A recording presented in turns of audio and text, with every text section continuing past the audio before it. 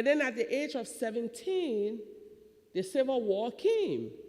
And when the war came, it became like my socialization of being a part of the common community or a part of one world was clashing with the politics of division. You cannot interact with this ethnic group. You cannot interact with that ethnic group, but this is not what I was taught. From my early days, I was taught that we were all one people.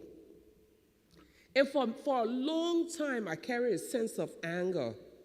I could not understand why my world was turned upside down. If you've gone through war, if you've lived in war, if you came from a place of being in a community and you live in war where all of a sudden this ethnic group cannot interact with that ethnic group, you realize that you have problems.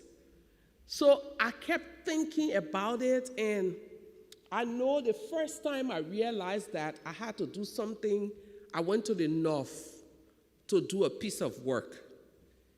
And there were refugees from the other country, Sierra Leone. I went to sit with some of the women, and some of them had their breasts cut off by soldiers. Some had been raped repeatedly. But then whilst these women were in that situation in a camp, those who had gone supposedly to help, some humanitarian workers there to distribute food, were using their power to abuse and exploit these women.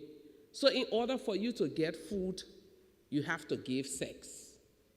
I came back very confused. First, I'm confused about my community that has been divided, and now I'm confused about people who are quote-unquote helpers now using their power as helpers to destroy people. And it disturbed me for a long time. I remember when we decided to start doing peace work with the women, we went to a refugee camp. And one after the other, these women told their stories. One after the other, I felt like the breath in me was being sucked out.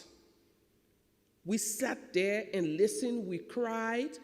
No one had given us the mandate to go and do it, but this was the beginning of us just wanting, a few friends and myself wanting to do something. The last person who told her story was probably the turning point in my life. She told the story, and as she started telling her story, her village was attacked, her husband was killed. She had no clue on where her children had gone. On her way, something went into her eyes was never treated, she lost her sight. Second wave of fighting, they're trying to get her out of the place because she's blind, and she hurt her leg. So at the point where we met this woman, she had multiple traumas, but she was in a little hut. And the person who was supposed to help build her house and give her food had refused to put her name on the list because she had refused to give him sex. So I took down her name, grabbed 3 women, and we went marching to this aid organization. And it was like the first time that I really knew that I had power. Because here we were, a group of women poorly dressed, sitting in a very plush office of a big humanitarian organization, and seeing the boss of this organization sweat, my confidence level started going up and up and up. And eventually, we were able to not just get this woman her food and her shelter built, but we were able to get them to link with us and give them a list of women who had been subjected to the same things and were not getting the kind of support they needed to get to. Imagine one day you're feeling not very powerful, and another day you walk and you're feeling very powerful. We decided, how can we take this, what we've done, to another level? And that was the beginning of our persistent engagement in peace-building processes. So the first thing we need to do is begin to tear down the walls that we've built around our hearts and around our souls and around our spirits that make us to see black and white when we see individuals, or that make us to see immigrant when you see someone dressed like me, because it may not necessarily be so. The more we stop to ask questions and to take off time, the more in our own small way, we're bringing our world closer to peace. The second thing that you need to do is to begin to take actions on global issues. So if you think that everything that happens in this world doesn't touch me and I have no reason to be involved, you need to think twice.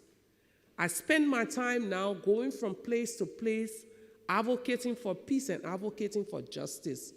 Not because I'm the smartest there is in the world, but because I know that it is necessary if we all do our tiny bit to bring our world closer to peace. We all have to decide that we'll use our voices to speak up against things. To the young people in this room, you know, because you all spend so much time on social media, you always want to be trending. This morning, one topic was trending. 20 minutes later, something else was trending, right? So yesterday, what was trending was North Korea has sentenced Donald Trump to death. But then today, I'm sure there's something else trending. The point that I'm trying to make is, if you always want to be on the right side of the status quo, you never make history. Consider those who, over the period of their lives, are known to be great men and women, from Martin Luther King to Mahatma Gandhi to all of these people. These were individuals who decided, I'd rather be on the wrong side of history, or rather be on the wrong side of the people that I live with, than to be on the wrong side of history. So it's time for young people to begin to use their voices to speak out against these things. Eleanor Roosevelt, the former First Lady of America, once said, do one thing every day that surprises you, or that frightens you, or scares you.